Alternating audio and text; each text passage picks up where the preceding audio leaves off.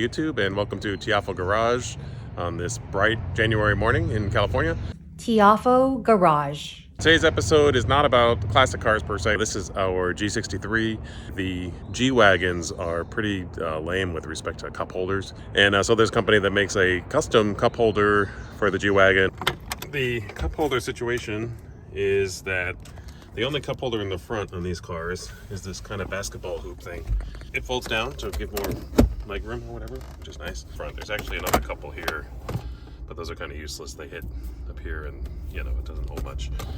And then there's a couple back here, which are good for overflow from the front, but a little bit inconvenient to get at. So there's a company that makes aftermarket dedicated G-Wagon cup holders, believe it or not. And they go in this position or that position on the other end. And I think 2016, before they had the screen with the backup camera and whatnot, there's a similar vents here. You can actually put them in the middle. But for us, my better half would like something better than that little basketball hoop. So we're going to install the cup holder here. So this is the cup holder. Comes with all the stuff you need, instructions. Since part of it is sticking of a cushion surface here, I'm going to clean that with isopropyl alcohol. So the next stop is to affix what they call the stay to this location. So it sticks on the top surface that we just cleaned and rests just above the wheel there, so you can still open and close the vent. And my approach is going to be to remove the plastic liner of the sticker and then sort of place the bumper first and then rotate it down so we get it in a good position. The next step is installing what they call the main unit. It's got a little groove here with a catch for the stay. This seems pretty straightforward.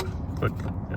This next piece is called a hook fitting. You can see how it works here. It grabs that upper vent, so they say to straighten out the vent, which makes sense. Yeah, so it's horizontal. And this is a metal piece. The screw holes are also metal, so good design. Very nice fit.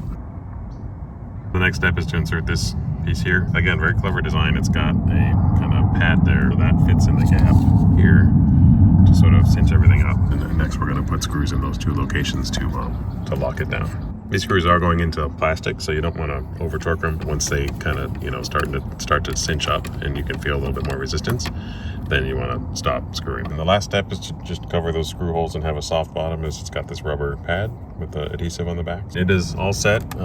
Looks really nice. It's got a little chrome trim here to sort of, pick up the styling of the inside of the car. Metallic top, very solid. Yeah, it clears the door with plenty of room.